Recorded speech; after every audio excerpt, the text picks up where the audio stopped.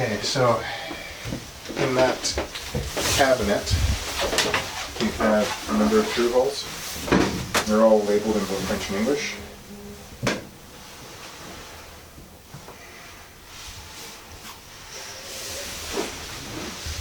Okay, so again, you do want to exercise these valves periodically, every few months. It's not. You just,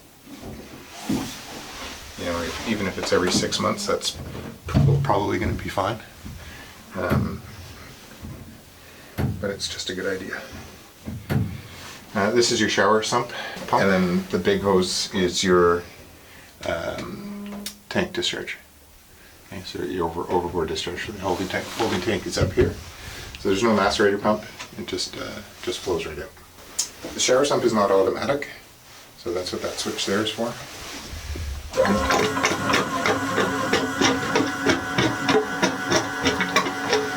And it'll stop after 20 seconds, 30 seconds.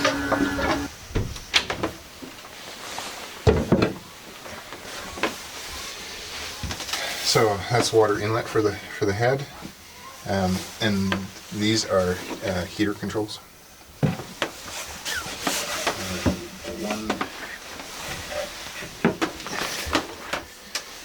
The one thing you'll want to be aware of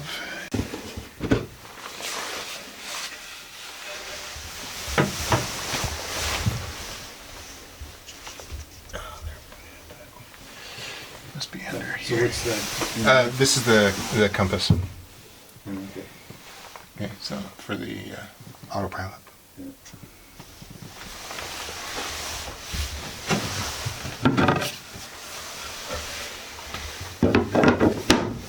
So that's the one. Okay. So there's going to be a zinc here. This is part of the grounding system for the whole boat. Seawater. Oh, so this is for the seawater for the galley? Discharge? No. So that's inlet for the foot pump in the galley. So here you've got two valves. Right, or two lines, one coming from the engine compartment and one coming from the bow compartment. You can't quite see them on that angle. You have to kind of get over this way now. Mm-hmm. You'll see the red handles. They're both open right now. Yeah. So if you notice that your sump pump is running, it's going to indicate you'll want to check in the bilge first. And you'll see if you've got a problem coming from the engine compartment or from the valve compartment, then you can shut a valve to isolate it, isolate your issue.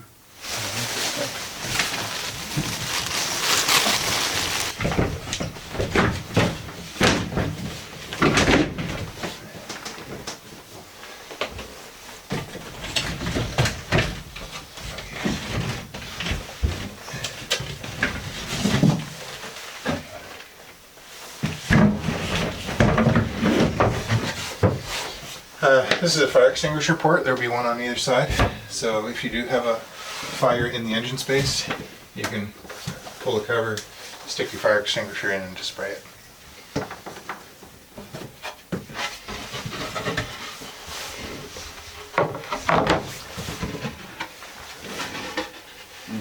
So this is the one fuel tank.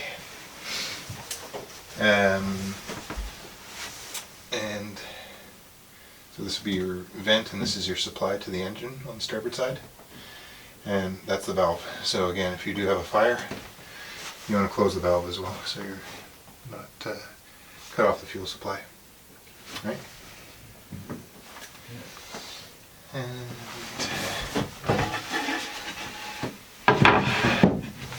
what was the front one? Was there two fuel tanks? no, it's one fuel tank. Yeah. It's just so that's the tie down bar. Okay.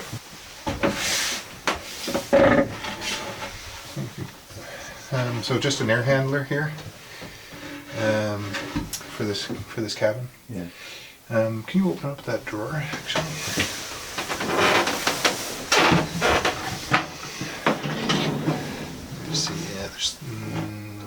this side.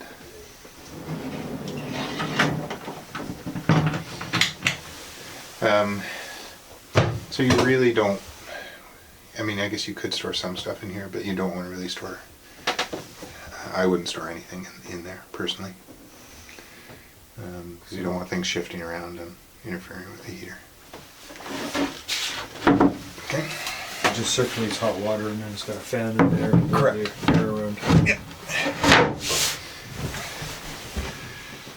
Right, so that's where the inverter is. These are your switches for the winches, windlass, inverter. And then you do have, there's no breakers because you don't have a washing machine. So you can, if you did add to the AC system, this is the breaker panel for that. But in case of this boat, you don't have a washing machine, and so there's nothing extra there.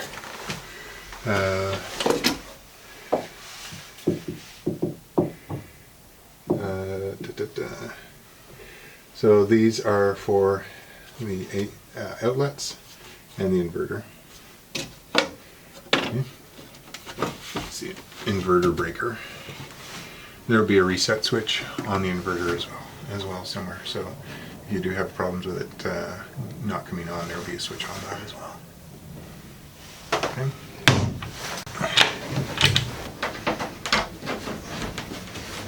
Work better if I don't sit on it, right? So if you open up that drawer now, there's your hot water tank. So it plugs into an outlet that's here. Let's see, let's turn on the lights here. There we go. So this loop here is for the engine waste heat. Okay, there's an inlet and an outlet. And then this is your hot water out. Cold water in is at the bottom. And so there's a mixer valve here that allows you to kind of dial in how hot the if you had any of the faucets on full hot, this will determine how hot that is, right? So you are mixing a little bit of cold water with the hot water from the tank to have your hot water supply. Interesting. Okay, so that allows you to have quite hot water and extend the basically the capacity. Right. There's also a pressure relief valve down at the bottom, but it's a pretty simple system.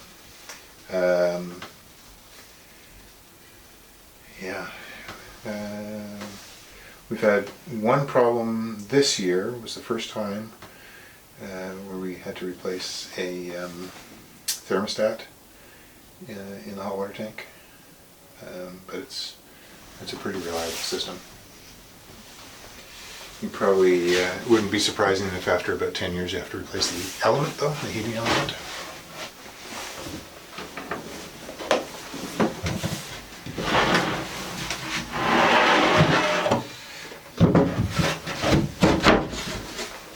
Again, fuel, so that's again shut off for the engine, and then there'll be so this is going to be your sender. That's that, and I'm pretty sure that's for the heater, actually.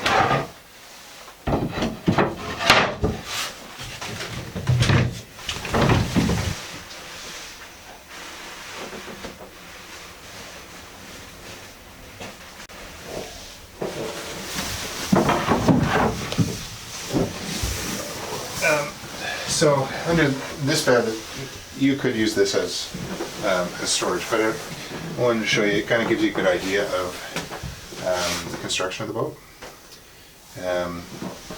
What you're seeing here is the balsa core. Right, so it's little blocks of end-grain balsa that they kind of come together in a mat. They lay them in place, and then there's more glass that goes on top of them. When the boat is actually molded, the mold is in 3 pieces. So there's the outside of each hull, and then there's the middle, the inside, and the nacelle of each hull.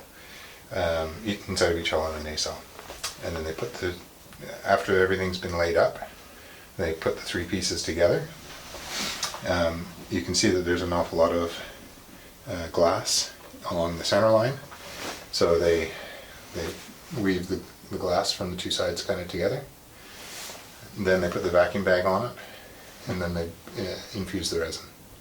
So they draw the resin into it.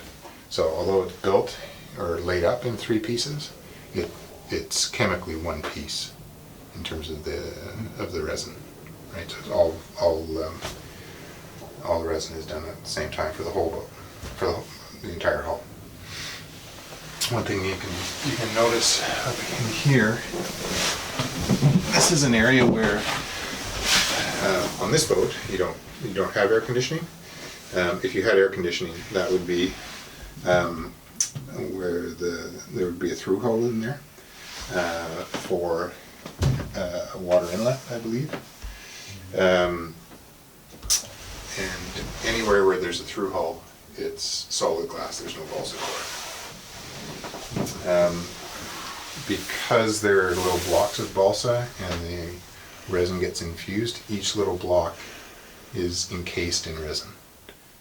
Right? So it's not as though if you do have A D-lam or whatever. or if you have an issue in one spot, or you know if there's a grounding and you're not going to have water permeating the whole layup like you would in traditional balsa core boats. But you've got a big area that you could store lots of stuff in here. So this is an emergency exit for the crew cabin. Okay. This is squeaky. So that's why it doesn't have a lock on it.